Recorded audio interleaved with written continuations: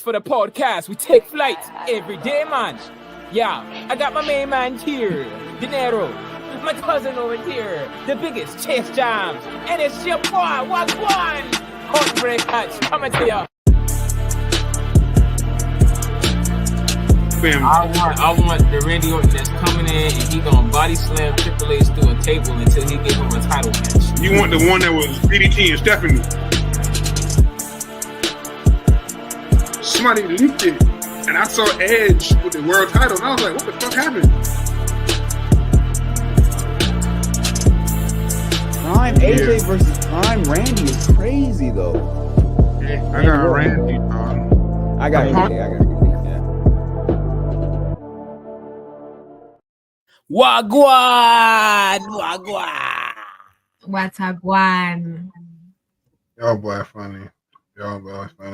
Welcome, ladies and gentlemen, to Season 2, Episode 2, the Take Flight Podcast, Never Back Down. Once again, as you see in the middle there, we got Ja in the building again. Ja. Yeah, praise Ja. As always, I got my cousin, got Love Hutch in the building, you know, the rock style of 2024. Lifestyle, my dog Mikey. Living left high every day, click way. Man, real quick, man, how your boy doing, man? Quick health check. How your boy doing? How you living? Living good, man. You know it's about to be a new year. Just getting about to make it even better than this one. The best one yet.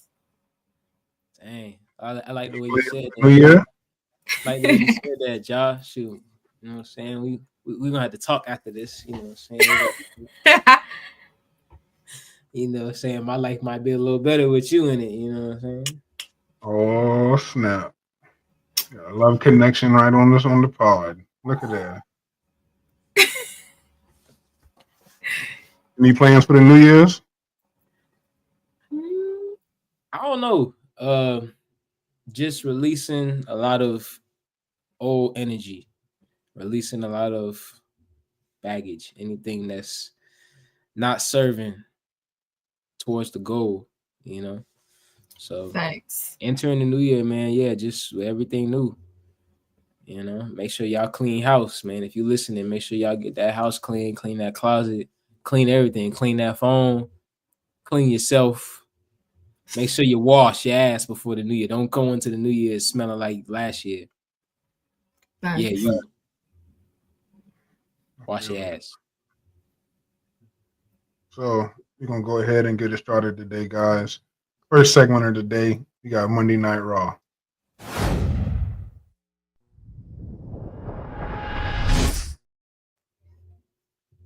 So I know your boy been watching. Are we seeing the end of the Judgment Day as we know it? Mm-hmm. I believe we are. I mean, I'm not gonna lie. I kind of do like the fact that it's falling in on itself.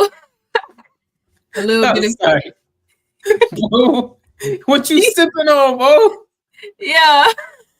What you that boy got that eggnog and roasting by the open fire. That boy got the eggnog in the wine glass, boy. Yeah. Oh, no comment. My boy done spiked the nog out this. Oh yeah, it's definitely spiked. My boy done spiked the nog. Happy holidays, my brother. Yes, sir.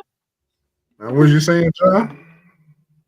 I was saying, I'm not gonna lie, I like the fact that it's crumbling in on itself. The tension is shaking up. It's really what Raw has going on for itself right now. I'm invested. You know, Damien's a great athlete, and him going against Finn, two really strong athletes. Like, I like whenever I see them both fighting together because you never know what's gonna happen next. Right. What are you thinking, Hutch, about the Judgment Day? Think it's coming to an end? You said, is it the end?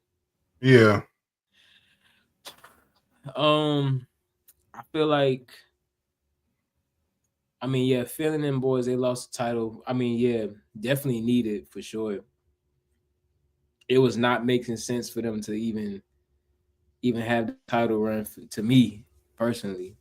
A lot of other things they had going on. The Liv and Rhea finally coming to a head.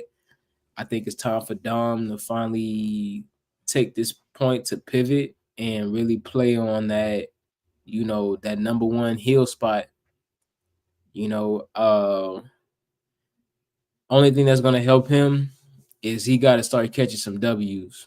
I gotta start seeing some W's from Dom in order for him to really start really tapping into his heel thing.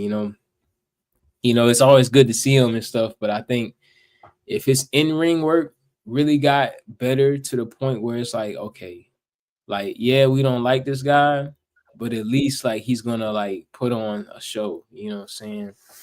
We don't like him because he's here, but we like him, you know what I'm saying? But like, he got to start winning some matches. I think seeing Dom really like, showcase that, hey, like, listen, I don't need Judgment Day to win a match anymore would be something to help him. I see him really coming out of that, as yeah, he could have a nice little run, especially in coming into this new year. So, but I also feel like he's taking the backseat a little bit just because of all the things that's happening personally. Like I noticed that, he's kind of retreating just a little bit, maybe just needing a break. So I think, after some recovery, I think what you're saying, it could really, yeah,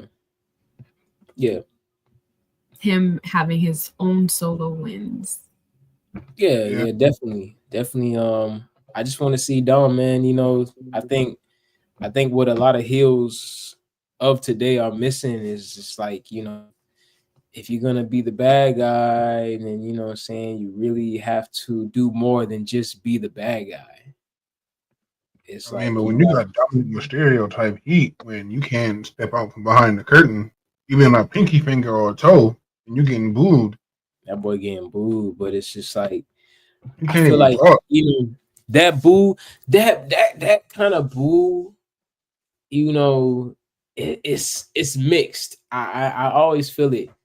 It's a little mixed because it's like boo because yeah, this dude be doing some crazy stuff. He's a heel. He's a bad guy. He does bad things. Disrespectful. The boy he don't rock with Ray at all in any type of way. Disrespectful to any of the LWO.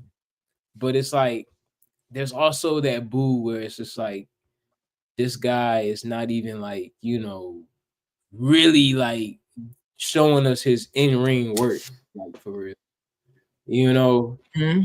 He not really like, it's not like he's like the strongest or if he's like, as agile or if he's really has like, is he really flowing with the ring? I watch his matches very closely because I'm like trying to see where I'm like, okay, like this dude can really like, go toe to toe with some guys, but like, I think he plays on that a lot to where it's like I'm just this super bad guy, annoying guy sometimes, and I don't really get to see Dominic like wrestle for real. You know what I'm saying? He's smooth as far as like, taking bumps and can like, pull off a couple of moves, but like I haven't really seen him like really like, I don't know if it's his opponents or what, but he does need some better in-ring work to me.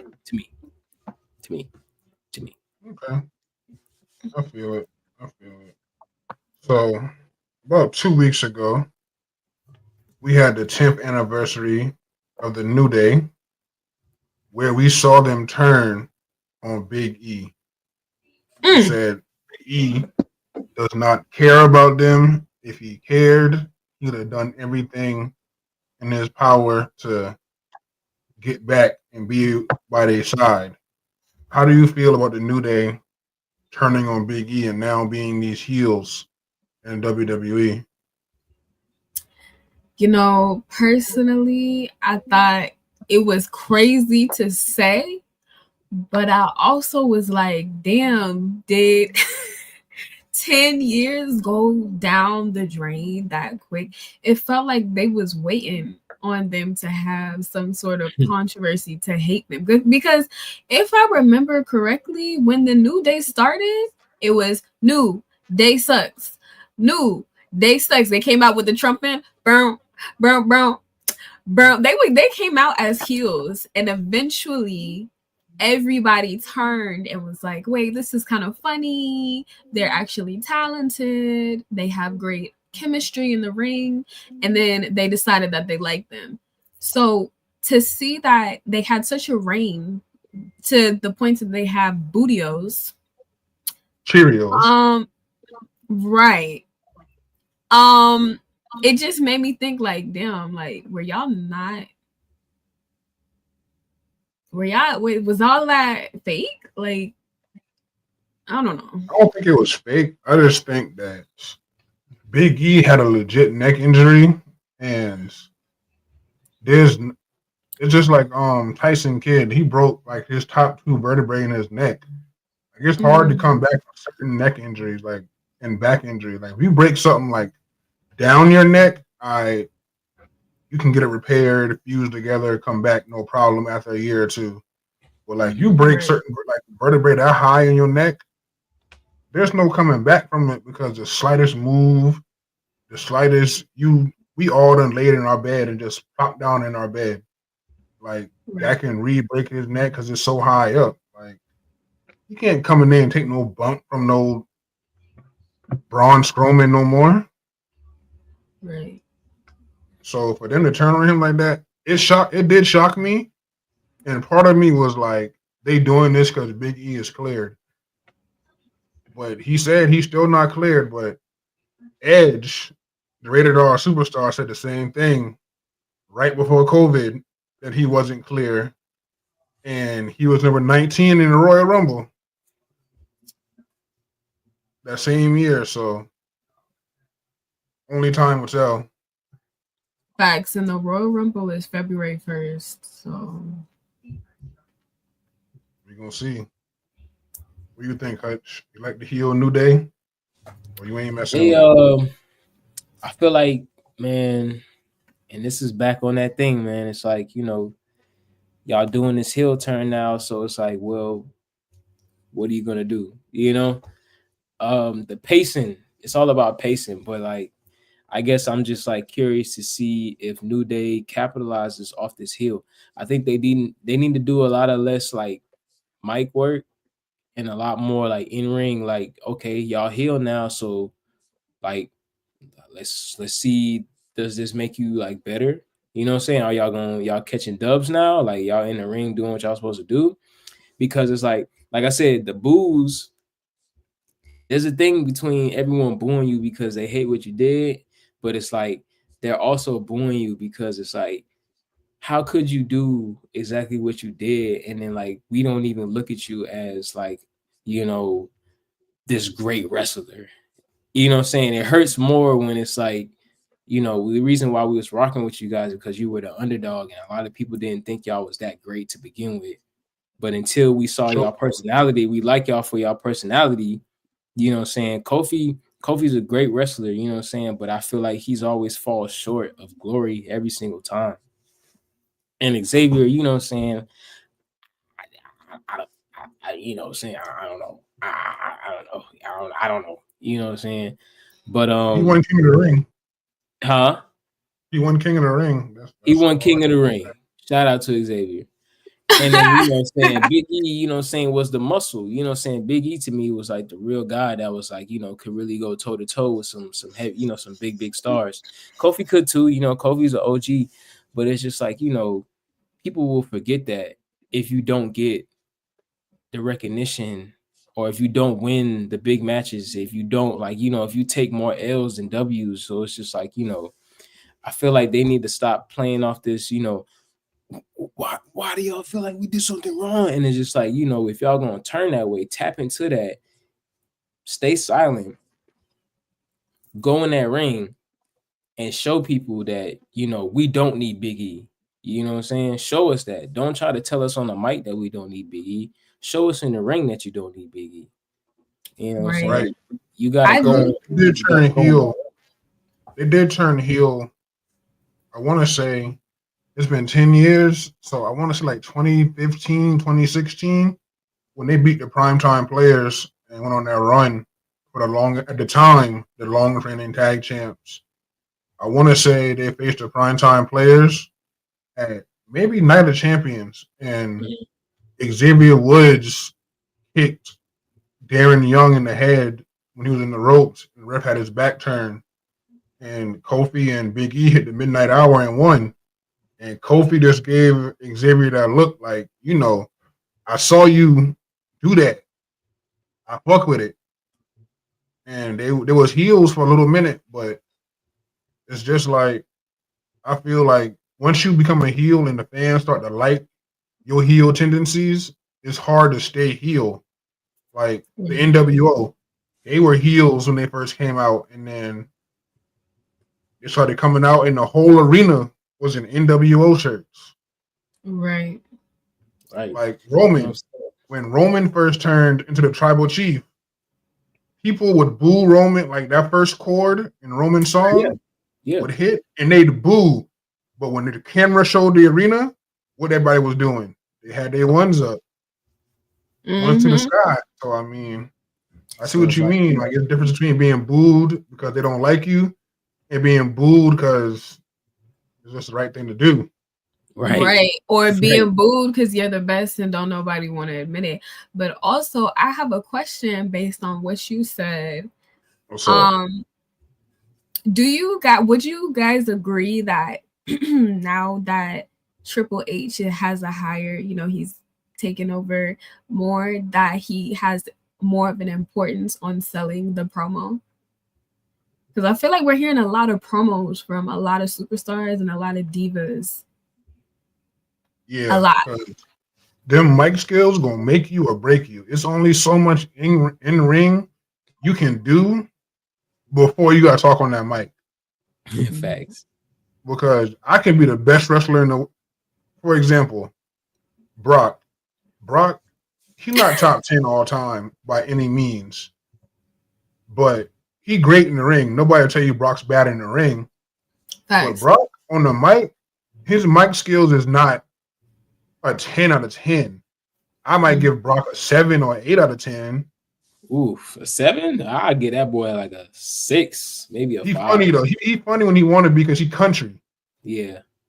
So, he got like, he'll say stuff that like, Donnie, me and you would know from, shout out to Maddie. He'd be like, I be raising chickens and stuff. I seen better junk in the chicken coop than you. We know what he talking about because we done seen shit in a chicken coop. So, right. We gonna laugh at it. Me too. Nah, like me and Donnie was in the trenches. We was in the coop. In the coop. I'm trying to tell you, hey, go get them eggs for me out there real quick. Me too. Hey, I ain't know. Can't you ain't trying to hear that?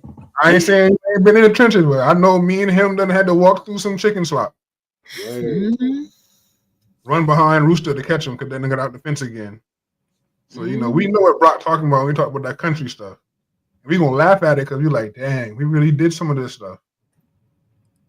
Versus somebody like Io Sky. She only good with Japanese promos. Like, she say something in Japanese, we don't know what she's saying, but it sounds funny. Yeah, I mean, because that's her real personality too. It's hard to right. Y'all, you said this before, like when people the language barrier, first language, whose first language is English, it's hard for them to get their personality across in a different language because you're so focused on trying to decode or like speak in the language. You kind of lose a bit of your personality a little bit. Right. Right. But yeah, if we could speak Japanese, man, I'm sure she would turn up. We probably would think she the best women's wrestler ever if we knew Japanese. She said she said Baka one day, and I forget what it means now, but when she said it, it was funny because she just said Bak, like out of nowhere, like, and then Oscar said it back to her, and Oscar's another one. Oscar's promos in Japanese sound fire, and they did do some like translations one time, and she ain't said nothing crazy. You did some like funny stuff. So maybe she should just have the subtitles, man. Maybe they did that one time. They had a wrestler like that, but they were mimicking. Oh, y'all, who was that? That had the subtitles. Huh? Kai and Ty. Oh, right. Yes. Kai and Ty would do that. Kai and Ty. Mm-hmm. So I know y'all see the Scottish psychopath going after the OG bloodline. You think Drew is going to finally get his closure, or you think Drew is going to get to that final boss, the OTC, Roman, and get his dreams crushed again? So he took out Jay. He took out Sammy. He said Jimmy's next. He said Roman is after that. He said in Solo, I'm going to save you for last. You go take care of Roman on January 6th, and I'll be waiting. One, I don't think Solo would take care of Roman on January 6th. That's just me personally. And Drew just mad because Drew wanted to be the world champion so bad, and it was already in the books, and the world shut down. And he had to do it in front of a bunch of TV screens. And Roman got to do it for, 4 years? In front of TV screens and a live audience, and Drew couldn't do it? Wait. I think Drew just jealous. Personally, I think heel Drew McIntyre is, you know what? I think he's one of the superstars that play baby really well, and he's playing heel really well too. But do I think he's gonna take out Roman? I don't know, but you know what? I will say between those two, I feel like they're equally yoked. Like I feel like they have a similar moveset. I feel like they have a similar athleticism, and it's always interesting when they're both in the ring with those two as well. But Drew, I feel like after seeing him in real life, when we went and we saw him in real life, I felt like, okay, this dude is actually menacing. I never felt that before. I was like, because I remember Drew when he first entered the company, and I always felt that, like just baby face, like mid card, and now like grown up now. When Drew first came in, he was like 20. He was babyface Drew. He ain't had no beard. Yeah, and his hair was like that sandy brown and stuff, and like to see him transform to like an actual really great athlete and to be a menacing like type of wrestler, I was like, okay, I don't know, he possibly could win against Roman. I would love to see him go against Solo though. Sometimes I don't care nobody say. People might talk shit about WWE. Oh, it's scripted. Oh, it's that. But it's just like real life. Sometimes you got to hit rock bottom to really come back up and be at the top, because Drew left. He was in 3MB. Nobody gave him a chance to be a world champion. And now he's a 2-time world champion, and he's a legit main event star. He had to go down to the indies again, find himself again, and really look himself, like Michael Jackson said, look at the man in the mirror and really see, hey, what do I need to work on to get back to WWE? And coincidentally enough, when he was in TNA, he did team with a Bloodline member, Tongaloa. Him was crazy in TNA. Donnie gonna laugh at this. He was in a group called The Rising. It was him, LA Knight, and Tongaloa. They went by different names, obviously. Drew was Drew Galloway, his real name. LA Knight was Eli Drake. And I can't remember what Tongaloa name was. Eli Drake. Eli Drake, that's the real name. Eli Drake is crazy. But he went down there and he went overseas back to ICW and he came back and he won the NXT championship. And then he came to the main roster with Dolph and he won the tag titles. And like I said, now he's a 2-time world champion. And he's in the main event picture every year. So Yeah. he had a main event with Brock Lesnar. Like when Vince was running the company, you already knew if you had a match with Brock on any pay-per-view, you in the main event guaranteed. Thanks. And I mean, even Brock saw something in him. I don't know if you saw the episode of Raw right before it might have been 2 weeks before the world shut down. Drew gave Brock a Claymore on the stage, and Brock was like, "Pick up the belt and stand over me." So just the mere fact that Brock was willing to help Drew, he saw something in this Drew McIntyre that we didn't see back then. Yeah, because they say Brock is not the most friendly person. The only friend that he had was Shelton Benjamin. That's Shelton what they say. Benjamin is. They went to college together. Yeah. And that was like his only friend. You don't like people, but they say if Brock do get to know you, he one of the most kindest, giving people that you would meet. And I kind of see it because, like, I mean, if I had the money to, I ain't gonna lie. I like the city, but I would like to have a place away from the city, like to myself when I want to be. Like Brock said, he got an estate a mile from the road, 10-foot fence around it, all that. So I mean, you can just tell by that. A 10-foot fence and you're a mile from the road. He don't like people. But if he rock with you, he rock with you. He gonna make sure to give you, like, he rock with Roman, as we see. He rock with Roman. He rock with Paul Heyman. He rock with Drew. He rock with CM Punk. So Woo! Yeah, trash. Can't wait for him to get curb stomped on January 6th. Pusha. But y'all, speaking of rocking with something, y'all rocking with this Final Testament and Wyatt Six feud? All right, Batista.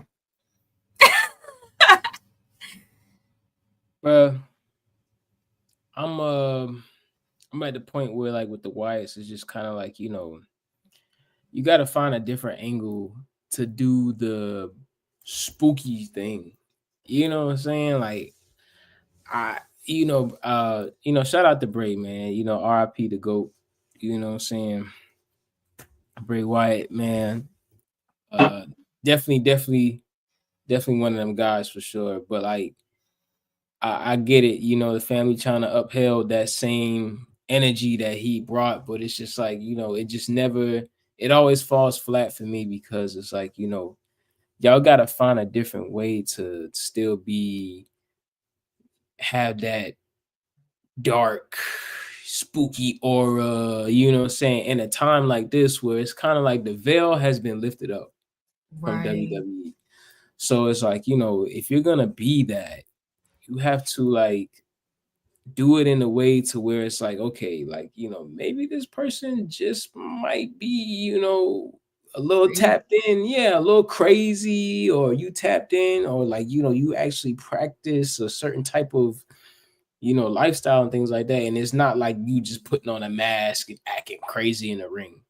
You know what I'm saying? Because that's how it's coming off every time I see it. And like, I don't care how many promos you can cut with all the effects, like you stopping the WWE program to do some spooky stuff. It's what's the word I'm looking for? But just like characters like that, or just gimmicks like that, just don't hit the same as it did like earlier WWE when saying there was still that facade and just like mysterious thing about the stars, whether they were real people or whether saying they were just characters, saying, and like I don't know. I mean, I'm speaking as an adult who watches WWE. I'm not too sure how many kids, buy into it or not, but it's just like I just feel like it doesn't really connect. But as far as how much that has to do with the story, is just like, yeah, like what they're doing is, it's cool to see the Miz still doing this thing, but it's just like, it doesn't connect with me. They have to find a different angle. I think the differences is they only try to do the spooky shit versus Bray. When he was doing the Fiend stuff, Bray had that Mr. Rogers character, like, Right. that you would really think, like, he'd really make you think, like, damn, is he really not the Fiend? Like, right. Because he'd be like, what happened?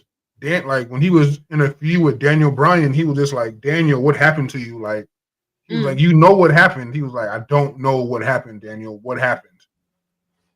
And he'd do that for like a couple of weeks.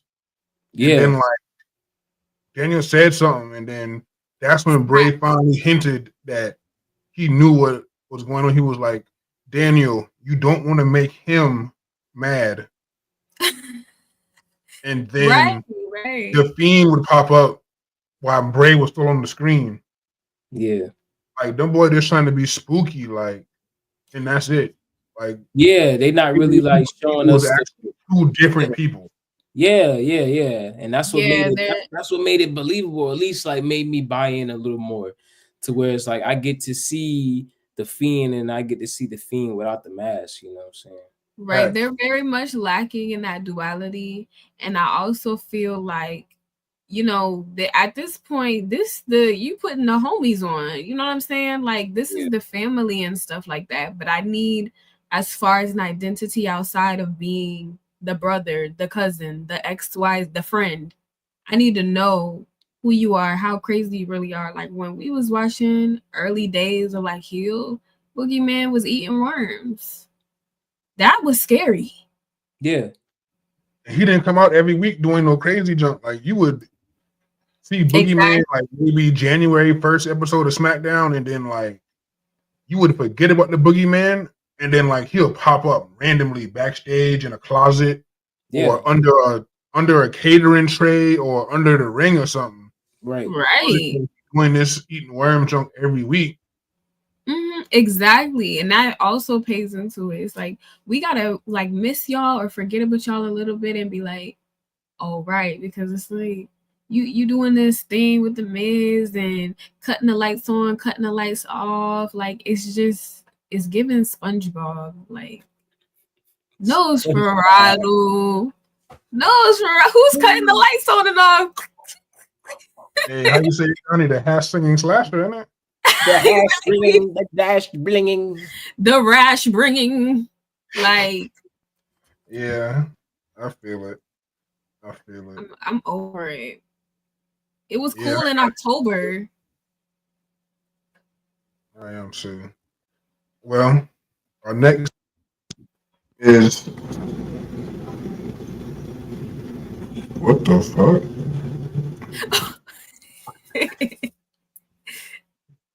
Here's one of our best segments.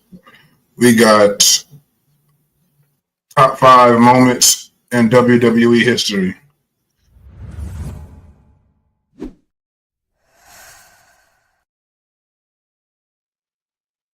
Oh, I know what my number 1 is. All right. Ladies first, as always. John, what's your top 5 moments in WWE history? Let's see what you got this week. Okay, my top 5 moments in WWE history. I told you I am a Bret Hart fan, so the screw job is number 1. For me, when Shawn Michaels was walking out, they dumped that drink on him. And 1, 2, 3, he never did it. He kicked out. Bret got up. He spit in Vince's face. And then the backstage brawl that we wish we saw. That's number 1 for me. Number 2 is when Edge spared Jeff Hardy money for the Money in the Bank. Number 3, Number 3. Oh my gosh, this is hard. Y'all. I feel like my number 3 moment might be when Foley and Randy Orton wrestled and they had that crazy match where like Mick Foley threw Randy on the tacks and they was all in his back when he got up. That was some true hardcore wrestling. Number 4 moment is gonna be the match with Shane and Kurt Angle busting through the glass. Yeah. And number 5 for me is gonna be, you know what? I'm gonna throw it back to just a random moment that I just remember all the time. It was Vicky Guerrero. Just like hearing that was just like, all right, wrestling time. Okay. Vicky Guerrero was like one of them ones, man, when it came to like being heel manager, like yo. It was legendary. She definitely legendary GM for sure. Mm-hmm. All right, Hutch. Yeah, top 5 moments, man. I'm gonna say when Evolution turned on Randy and they had him sitting high up on the shoulders and they hit him with Triple H and the boys. They was cheering with him and all that, and they hit that boy with the that boy Randy said,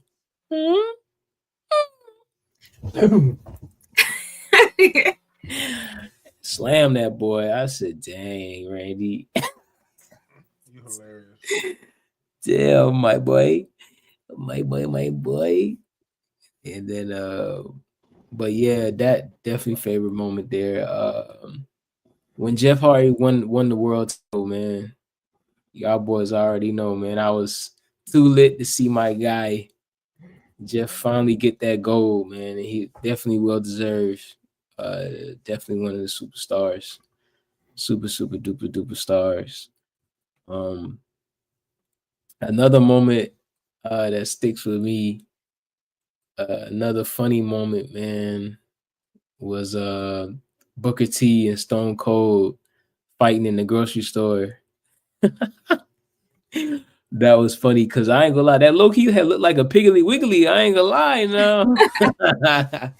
Shout out, hey, if you know about that Piggly Wiggly, you know now. You know them groceries, you know that junk, you know how that junk has smell now. And them boys is fighting the Piggly Wiggly, dog. 2 more, I would say. This is a good one. When John Cena had came out and he hit them boys with the freestyle for Thanksgiving. And he said, yo, Gobbledygooker. I said, what?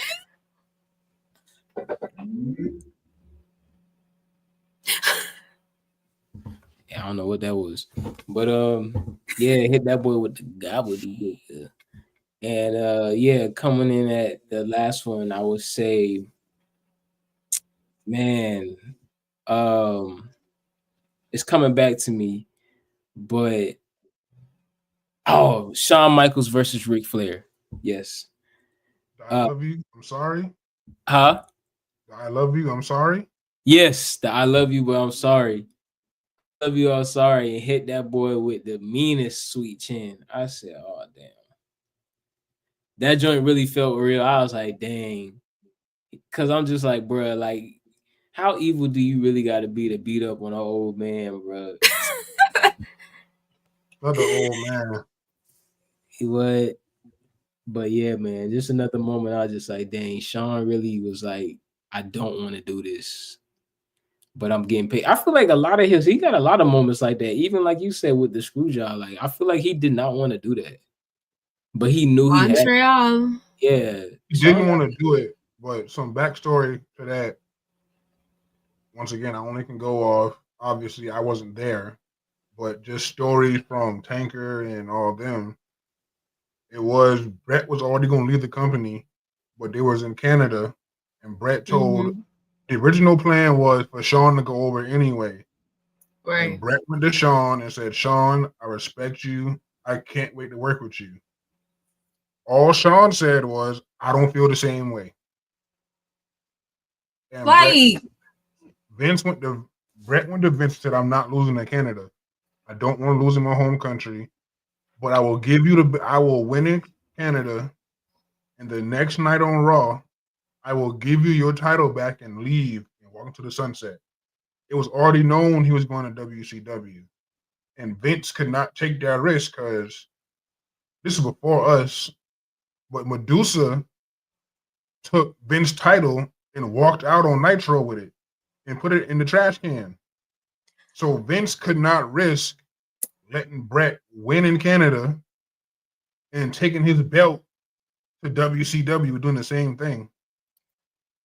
So they came Vince up with a screw job. Vince knew the type of person that Bret Hart was as far as wrestling, very honorable person. He would never do no shit like that. He told him multiple times, I would drop the belt. I would drop the belt. I would drop the belt. Please let me wrestle against Stone Cold.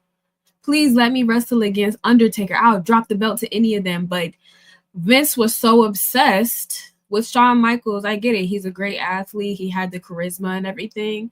But it's just like he was so obsessed with pushing Shawn Michaels at that point that he was just like, all right, I'm gonna just we keep this between us.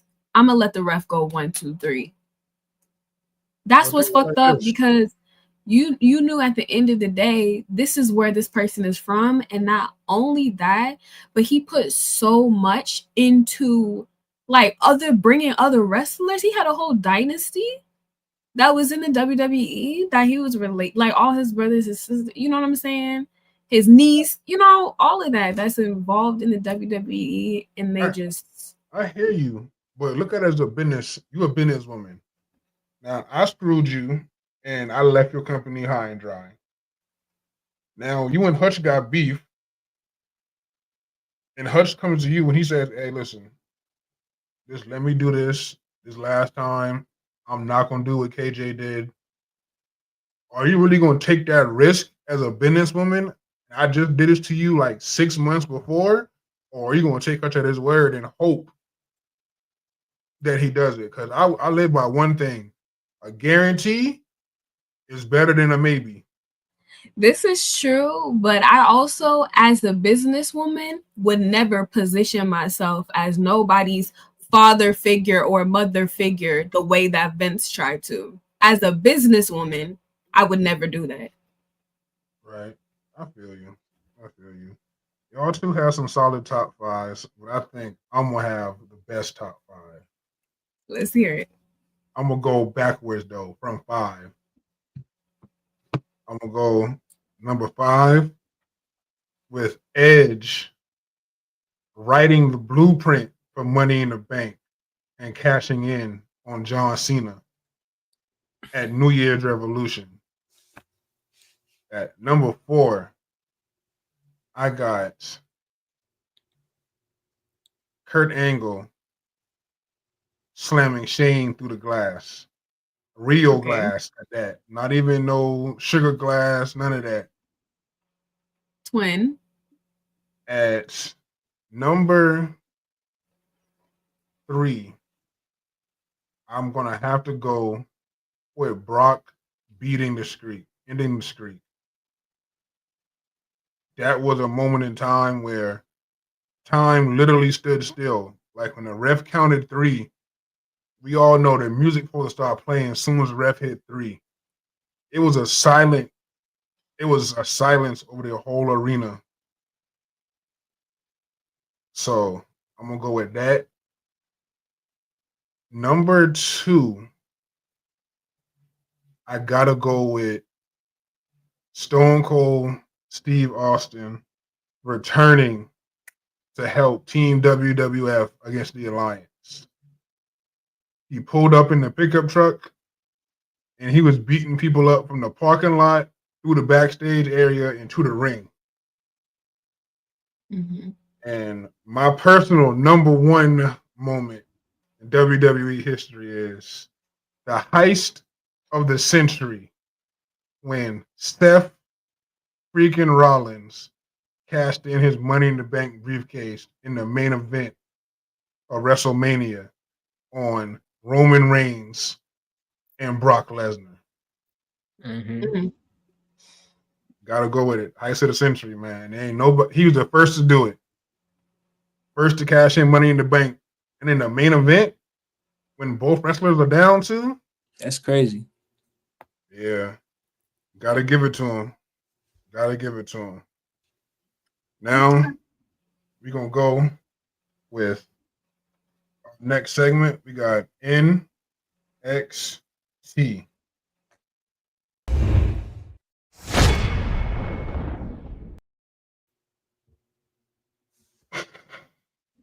All right, y'all seen William Regal help somebody else beat his own son for a championship? Hey, listen, bro. Watching that junk, I'm just like, first of all, shout out to Real Regal son, dog. Dog, nice, nice. But Yeah, Charlie, nice. yeah, he nice. But like, yo, William, bro, my dog walked there looking like Trump. I said, hey, you. I said, hey, you. Oh man, it helps, man. It helps. I mean, I think the family matters. The family rivalry thing does help. Right. It helps Charlie, man, and like shout out to William, man. Just one of those guys, man. He did what he was supposed to do when he did it when he was here. So, I think people just enjoy the fact that they get to see William back on screen, whether even though he's not in the ring, but it could possibly, bring a moment where he might have to step in for something. You never know, but Versus son. you never know what that could be boiling up. So it's a good look. It's a good look. Who would go over in that instant though? If William fought Charlie, who would go over, William or Charlie? We saw Dom and Ray fight, and Ray went over. But I feel like Dom could have benefited from that more than Ray would have. I think it was right for Ray to win simply because, he that's in that instance, that's his dad in the sense like Dom Dom and Ray do not look like father and son. Like, I don't know. Like Eddie, I'm starting to think that storyline was real back in the day. I'm saying, I'm he like, got the mullet like Eddie, the mustache like Eddie. I'm like, hey, hold on, Ray. And he tall too. Aaliyah short. I know. That's what's throwing me off. I'm like, he's pale and tall. And he's doing the homage by doing the mullet. But sometimes that happens, you be having kids that be looking like your brother. Yeah, I'm like, hey, bro, you got something you need to tell me? It also makes sense because Ray is also still active. You know what I'm saying? I think with William and Charlie, Charlie will have to go over because William goes over and then what? Is he gonna continue wrestling? Like, I don't see that happening for these old brothers, man. But Ray's still active. Ray can still, do what he need to do in the ring. So I feel it. What y'all think of the NXT women's division? Me personally, I love it. Them boys outdoing the main roster right now. Like, them boys really putting on 4 and 5 star matches every time. I can't tell you. They got something to prove, man. I think they in a great pocket to where it's like, like I said, like watching NXT more is making me see like, whoa, wait. It's something bubbling up down here. And I think it's off of that simple fact that it's the underdog show. It's kind of like the less, big camera show, what I'm saying? It's still WWE, but it's like, they don't, it's a little more niche, a little more freedom for creativity. A lot of people can really come there and really grow, and you get to see, a lot of stars before, like, they go industry, so to speak, you know what I'm saying, and hit the big cameras and stuff. Like, you really get to see people, like, really have to get it out the mud, man. Like, you got to put in that work on NXT. There's no room to be slack, man. You got to really do your thing. So, I mean, I rock with NXT, man. Like, yeah, they got a nice flow going on, and I like what I'm seeing. Yeah, I feel like the diva division of NXT is just an example of like pressure makes diamonds and stuff. Everybody's fighting tooth and nail to kind of be a part. And so you see that hunger that's like not exactly burnout, not exactly same old patterns and stuff. It's just like you see a different type of hunger that's in someone like that I really enjoy. And you know what they say? They say if you want to see what you got with a lump of coal, you put it under immense pressure. It's either going to crumble or it's going to become a diamond you never thought it could be. Exactly. And speaking of made it out the mud, Donnie, what you think of OTM down there in NXT? OTM is out the mud, a tag team down there in NXT. What you think about them? Two brothers. Lord, I come to you today and I ask that you please heal my high yellow brothers from their misconceptions of lifestyle. Please. Thanks. Let's please get rid of light skin crime time. Okay. Out the mud. Listen, bro. Come on, dog. We done seen it. We done been there, done that. Y'all setting the black community back. It's always the light skinned niggas. It's always just coming in and blowing it, dog. Just figure something else out, man. Y'all boys could have did anything else, and y'all talking about some out the mud. As like, if, you know what I'm saying? Let's try to, bring something different, man. I hate this whole stereotypical thing for black wrestlers to where we have to be, this like street hard, we thugging, got the bulletproof vest on in the ring because you never know when the ops is lurking. Like, yo, got the and it don't help. It don't help that y'all boys looking. Y'all don't look like y'all came out the mud at all. Y'all look like y'all came out the salon. It should be OTS. The salon. Man. Out the salon, man. Come on, man. Cut that out, man. You know what I'm saying? Let's get back to that real, man. Let's see what y'all boys can really do, man. I don't know. Out the salon is crazy, but I agree. I feel like, and it's always the lighter skin folk that feel like they have to relate to some. Oh, I worked hard too. I worked hard all my life, and da da da da da da. And it's just like, why do y'all why do y'all equate like struggle with blackness? Right. That's the real question. Word. If you got a connection, you got connections. I mean, don't miss your blessing because you want to go be in the struggle. Like, right. A lot of us that struggled growing up would have loved to have the right connection so that we didn't have to struggle growing up. Exactly. Like, I would have loved to not have had to have a job in high school to help do stuff. Like, right. I had to have a job in high school. Some of us been blessed to have rich parents and stuff like that to be like, hey, you just stay home. I'm gonna give you this credit card and go have fun with your friends. You had to work. I worked at a furniture store in high school. Mm-hmm. I worked at Walmart. I worked at Balo. Word, like, yeah, like glamorizing that is glamorizing this hard life. It's like, bro, that's not even you for real.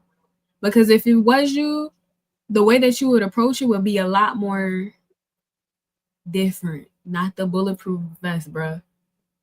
Word, ain't none of us that grew up in the struggle trying to walk around with no bulletproof vest every day. I ain't never seen a nigga walk into the WWE with a gun, other than Kurt Angle when he shot Big Show with the tranquilizer. I'm trying to. like you said, like them boys had to equate it with like being hard and stuff. Mm-hmm. Like if you know any dudes that's really hard in the streets like that, don't boy do it to get out the streets. Don't boy don't do it to stay in the streets. Exactly. Like I can give you a perfect example. Like I won't say the perfect example, but like a lot of the rappers, like one of them, I would say that in my opinion, Ti. Ti was in the streets, and Ti is actually an intelligent brother. And Yeah. look how he acting now, talking to his son. Hey, son, stay out of the streets, man. You don't want to be there. But his son, people want to be in the streets so bad. That junk not fun, bro. Like you want to walk around looking over your shoulder every day for the cops or for somebody coming to kill you. That junk not fun, bro. At Like all. nah, not at all, bro.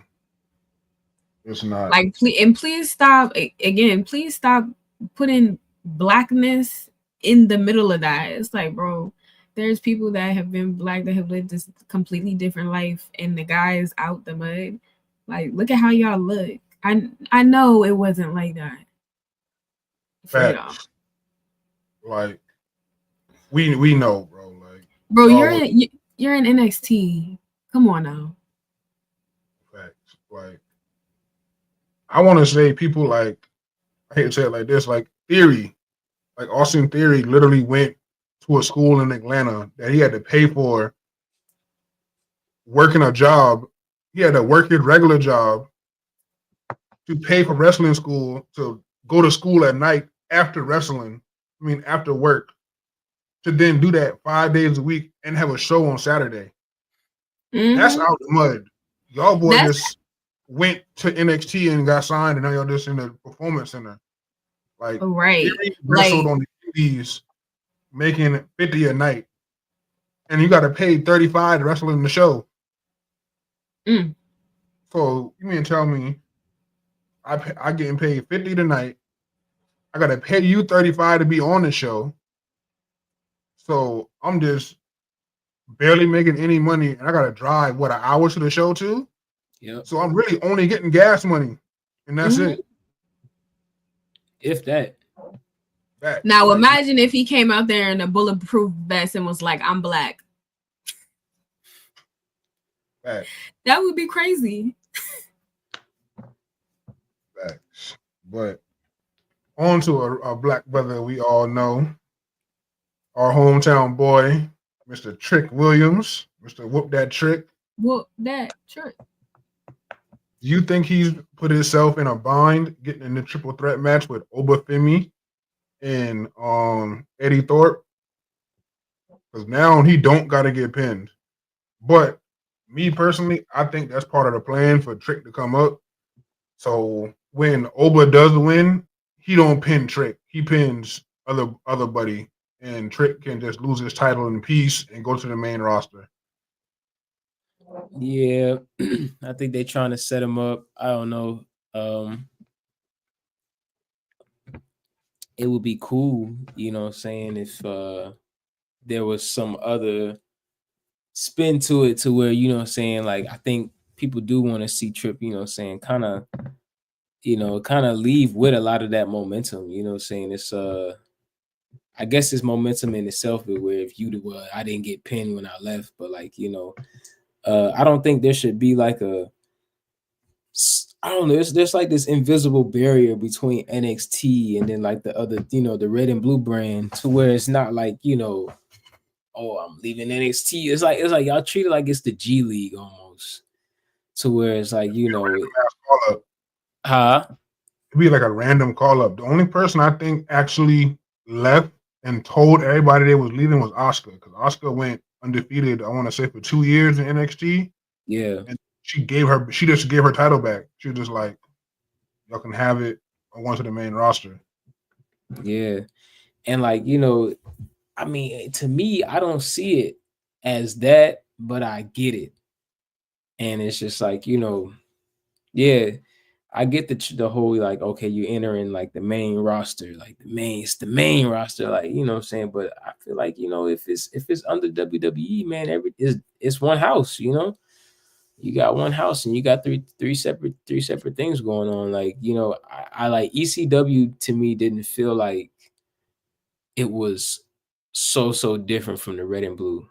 You know what I'm saying? Like I it mean, just ECW was its own entity, and I think Right. the ECW that we got in the late 2000s into 2010s was watered down because I've seen ECW highlights. Them boy was wilding back in yes, the.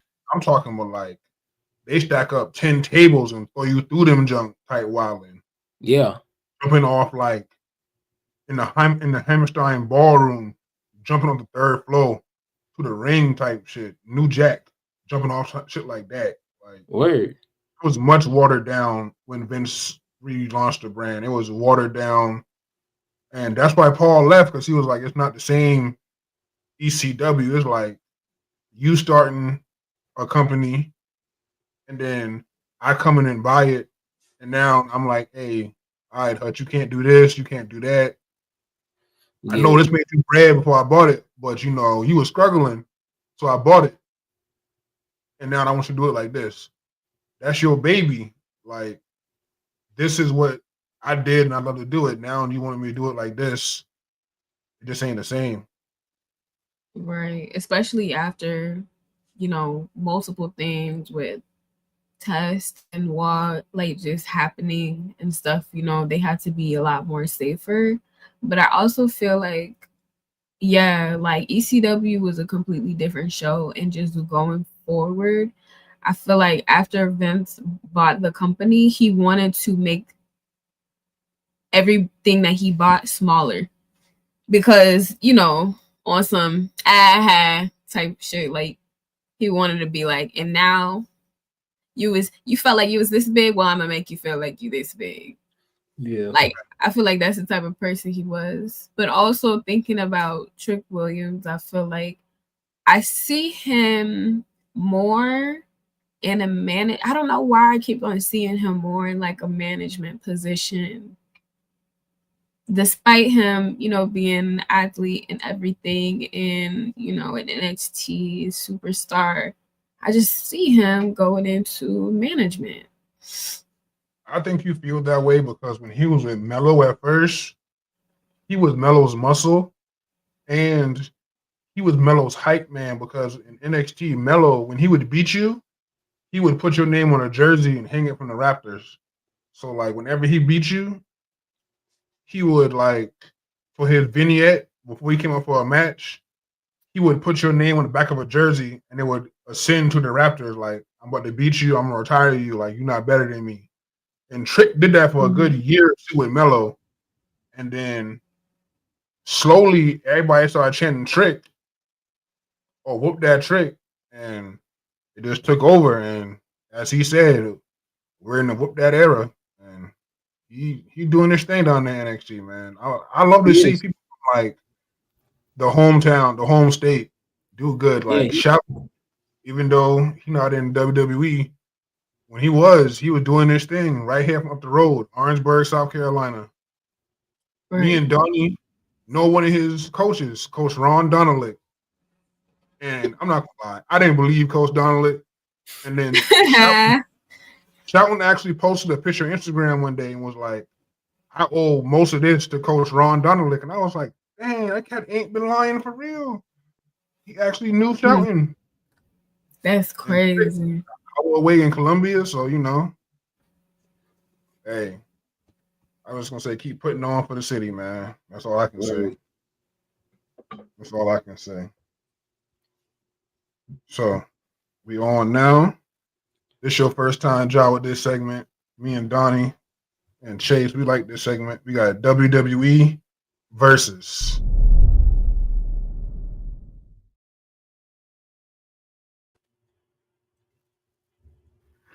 We got Seth Rollins versus the Big Boss Man. Y'all already know how I'm rocking. I don't even gotta say nothing. I'm going where KJ's going. I'm going with Seth too, man. I ain't gonna lie, big boss, man. Hey, man, you ain't my boss. Thanks. We got Kane and we got Bray Wyatt. Okay. I'm Okay. going Red Machine. I'm going with the psychopath, Bray Wyatt. Oh, this is hard. I think I'm gonna go with This Kane. this is actually a good matchup though. Yeah, I would love to see that. Yeah, it's actually a good matchup.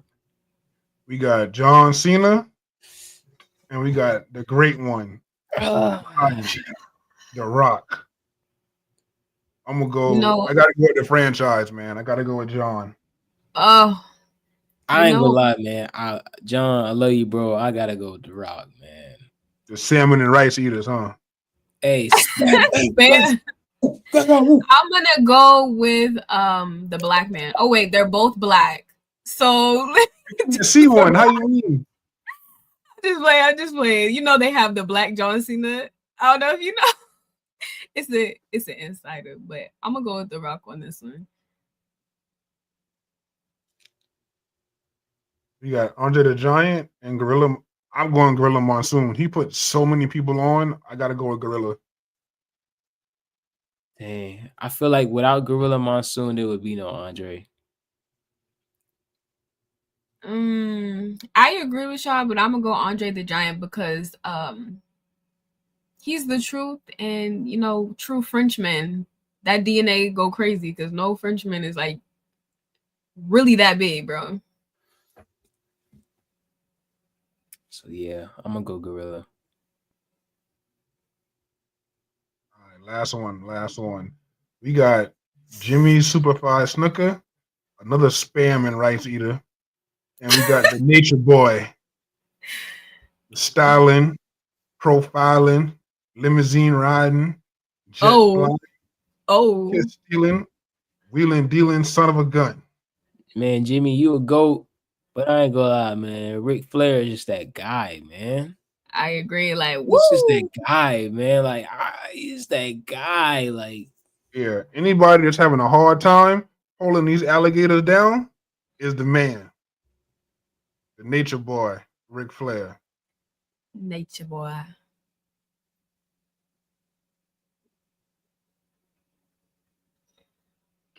Now we got Friday Night SmackDown.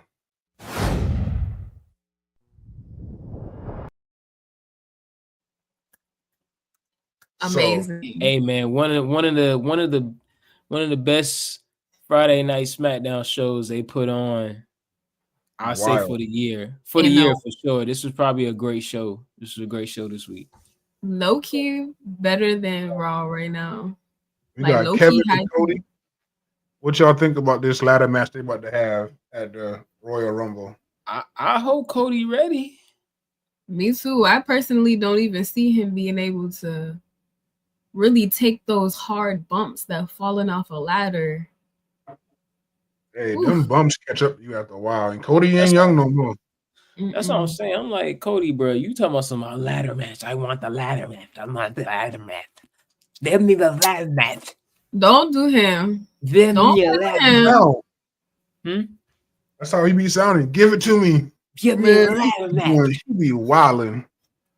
Cody out like he 20-something years old. I'm like, Cody, bro, you know what you asking for? 10-foot ladder outside, he gonna break something. That's what I'm saying. Yeah. I'm like, I hope you know what you asking for, bro. I'm like, okay. You know, he has the heart for sure, but Cody, I truly don't. Unless they plan to give him a little break for a couple of months, I don't see why he wants to do ladder match Royal Rumble. Like, bro, that's not even your lane. You're not even a crazy guy like that. You're like a brawler, bro. Like, maybe now he is. I don't know. Maybe Kevin done drove him to insanity. Now he's trying to match Kevin's crazy. He's not doing a good job. I can tell he's not at that level. I'm curious to see how this is because, like, yeah, I mean, like, you know, Kevin got a bag, Cody got a bag too. So, you know, I'm curious to see how their chemistry is. You know, with them still ladders in the match. I got Kevin going over though. I'm not lying. I definitely got Kevin going over too. He's gonna mess Cody up in this match. Yeah, I feel like Cody needs to get a bit of viciousness for me to really believe. Like he's so good, boy. I'm like, bro, you have to turn Homelander.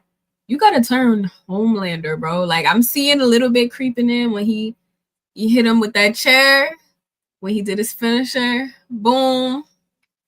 Crossroads on the chair, but like I need to see a Cody little turning more. into Homelander would actually be straight heat. I'm not even gonna lie. I know I want it to happen so bad, but Damn, that would be straight fire. do you think he'd be able to sell like some evil like Homelander type? It's a politician. got- Of course he can. Huh? Cody a politician at heart. I think he can. I feel like there's two types of politicians. Jimmy Carter's and Ronald Reagan. R.I.P. Okay, I'm a nerd. I'm sorry. I feel like if Cody went full politician, he'd be hated like Roman for a few months, and then they're gonna start cheering him because, I mean, most heels, I think you're a good heel when you get booed, and then eventually you're so good at what you do, they can't boo you no more. Like Edge, when he first started the Rated R Superstar, you really thought Edge was the scum of the earth. And people booed him when him and Lita got together and they cheated on Matt. And then eventually, like, Edge got to this point in his heel persona where he was just like, he was dating Vicky Guerrero, using his politics. Yeah, honey, I don't want to fight tonight. And if I do fight, it got to be a 5-on-1 handicap match for my title. And they got to pin me. They can't pin. Like, it's going to be me, the Major Brothers, Chavo, and Bam Neely versus Batista. And if Batista wants to win the world title, he got to pin me. He can't pin somebody else. If he pins somebody else, he just wins the match and that's it. Right. Nah. You really hated Edge. And then after a while, people out there singing his song when he come out. So, it is catchy. On this day. But at the same time, Cody would definitely have to go through a complete metamorphosis, new moveset. He might have to go back to black hair. I mean, that's his natural hair color. He's not a blonde.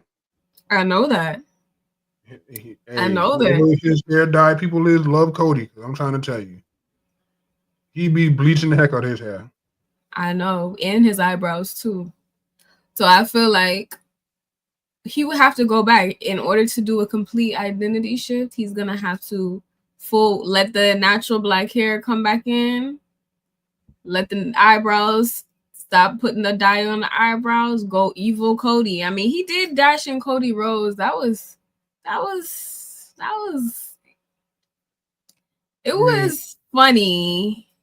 We saw heel Cody in Legacy, and I'm not gonna lie, when he turned on his dad, people really hated him for that because he was like, I think Jerry the King Lawler asked Cody, he was like, how can you just turn on your dad? He was like, my dad made me a superstar, but Randy Orton made me a main eventer.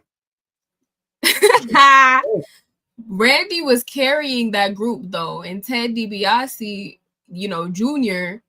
was beside him, and Ted DiBiase Sr. was already king heel. Like, you know what I'm saying? Like, money, like that was crazy.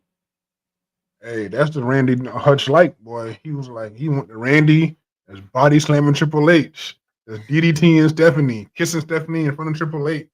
Oh yeah. Bring that back. That cost Randy, boy. Triple H stood on business. Triple H came to that man's house and tore his house up and threw him out the front window and got arrested in that man's front door. Like, that ain't standing on business. I don't know what is. But I will say, even Randy like underwent a metamorphosis to become even more heel. Yeah, like he changed his whole. I don't know what he went through. Well, I'm a nerd when it comes to WWE.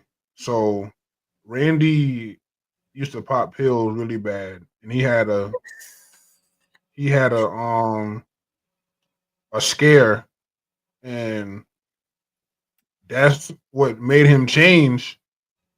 But in that change, he saw he can really bring that other side out, whenever he wants to and keep it in at the same time too. And boy, when he brought out Crazy Randy, that punt kick. Right, that's what I was gonna say. The punt kick, like Vince, bald Randy. He punt kick that dang Shane. And he had lined Stephanie ass up now. And I'm telling, she better be glad Shane got in that ring when he did, and then to mistime it. Because boy, he been coming to clean her up, boy. I'm talking about 70-yard punt. And Stephanie, she's a trooper. She would have took that. Hey, that's crazy. Hey, I'm not gonna lie. I remember sitting on the edge of my bed and I saw Randy take out Triple H, and then Stephanie was in the ring over him, like, get up.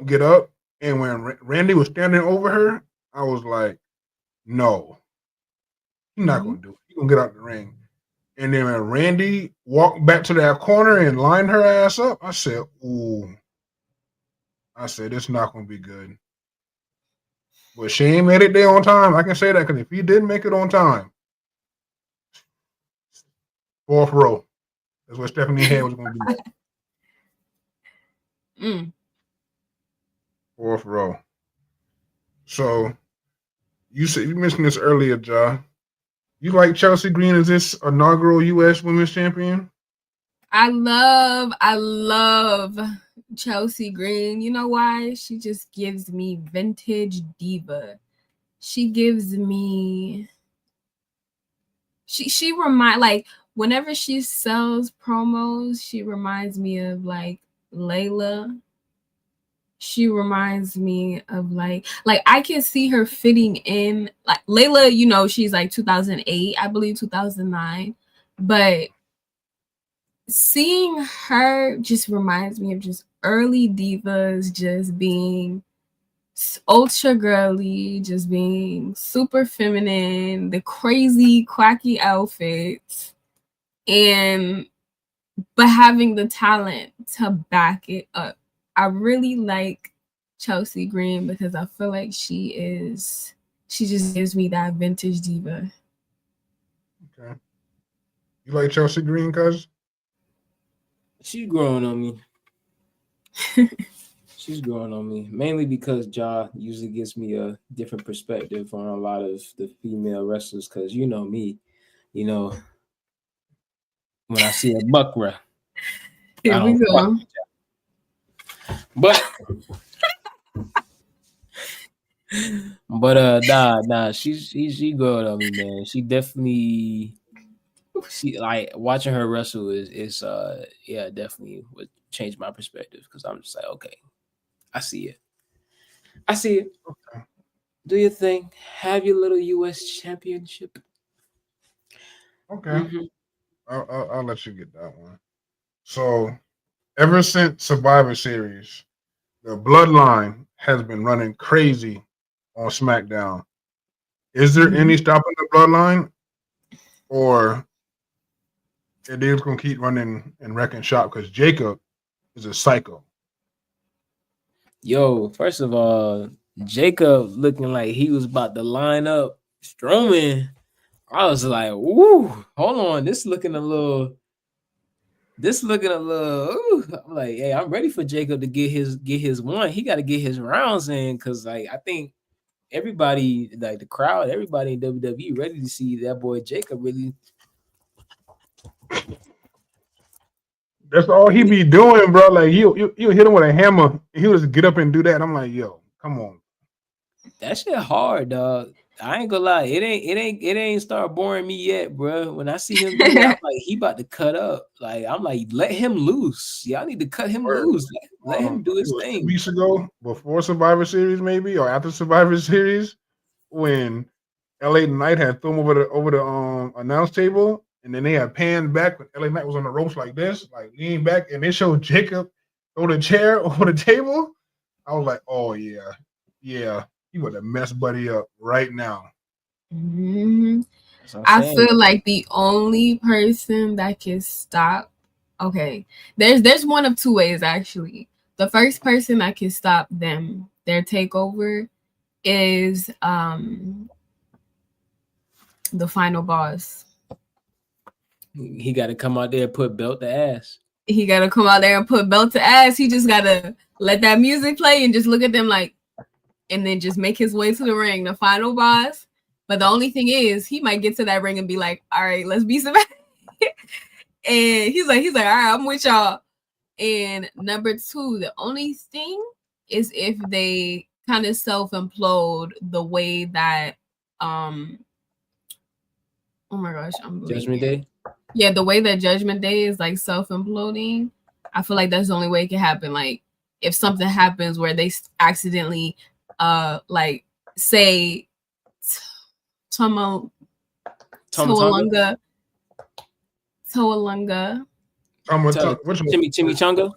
The one that be messing up, or the one that be doing that daggone weird noise shit? The one that be messing up is screaming. The one that be like, yeah.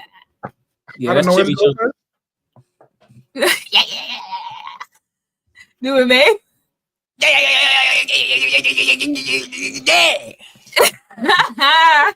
Dang on spam. You said the bullshit. If they start hitting each other by accident and then they're like, bruh, you know, I can see it working that way. So that's only one of the 2 ways, which I think. Yeah, I feel like, they just got to cut Jacob loose, man. Or it could be a Randy effect, like how it was in Evolution when Jacob just gets too big for the group.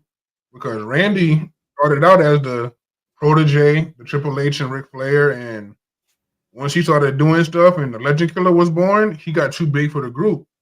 But I see Jacob getting too big for the group and getting a title shot. Hey, people ready for him, bro. I listen very well to the crowd reaction to him, bro. They ready for him to like pop out and show niggas. Yeah, I see Jacob getting like a title shot, or he wins a solo title, and Solo be like, "Hey, give it to me. I'm your tribal chief." And Jacob's like, "Nah, I'm good on that. I'm gonna do my own thing." And Solo will be like, "Give me the belt, Jacob." And Jacob's like, "Nah, we good over here, fam. I still love you, Solo, but you ain't getting my belt. I already gave you one belt before. You're not getting this one." Then he gonna have to hit him with that. Sorry, you gotta. I love you. I'm sorry. I love you. Do his little. You need help so bad. But yeah, that's the only way I see the bloodline, the new bloodline messing up. Or Bachaloa just keep botching stuff. Bachaloa. Who is sending me? Oh my god. We'll see. But we're gonna end the night with our favorite segment of the day. You got WWE trivia.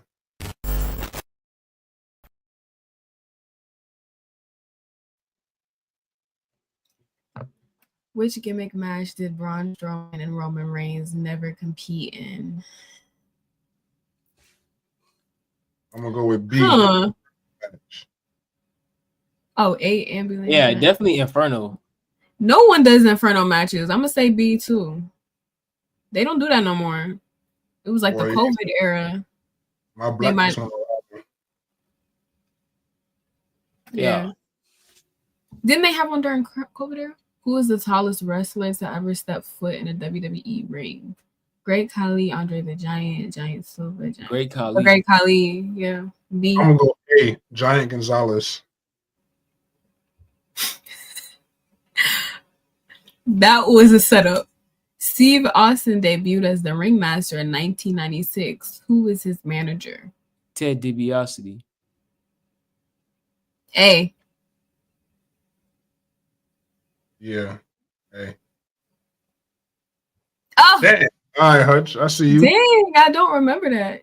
Chris Jericho is the frontman of which rock band? I don't know.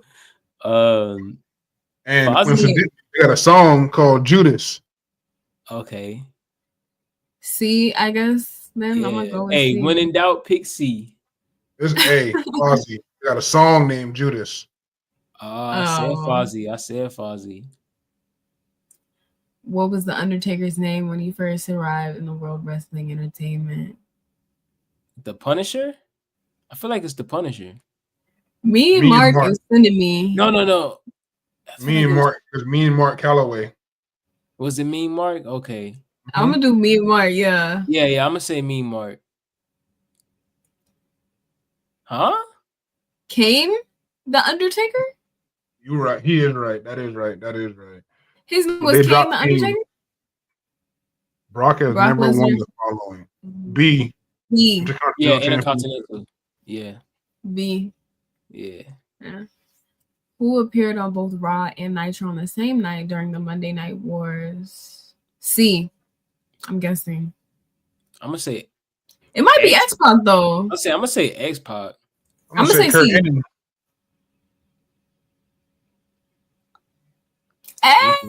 The Ravishing Rick Rude. Remember, back then Raw wasn't live. Nitro was. Macho Man Randy Savage released a rap album titled Macho Madness. Oh yeah. I'm gonna say like D. I'm gonna just say D to be different. I'm gonna go B. I'm gonna go with B. Oh, be damn. a man. Nah. Who was the first WWE Universal Champion? Finn Balor. It's C, Finn Balor, and for extra points, he beat A, Seth Rollins. A. I'm gonna say Finn. Fuck it. I just say A for Aja. All right, last one. Who has never won a WWE World Championship? A. Jake the Snake. B. Bray Wyatt. C. Jeff Hardy. D. Sergeant Slaughter. Jake the Snake. Sergeant Slaughter definitely had the world title, I feel. I feel like the answer is D because wait, Jake the Snake, didn't he? Isn't that who? No, Jake the Snake had the Intercontinental belt, I want to say. Wait, when Stone Cold went against him? It wasn't the World Championship. That was for King of the Ring that I'm thinking about. Yeah, they had King of the Ring. Oh no, I'm gonna say D. Y'all gotta guess. I said A. Yes, A. Yeah. All right, guys. That was WWE Trivia. And once again, I want to thank you two for coming on the show again. You know, fans, catch us every Sunday live, YouTube, Spotify, Twitch, wherever you get your podcasts at. Make sure you follow us on all our social medias. Check out the website, takeflightpod.com.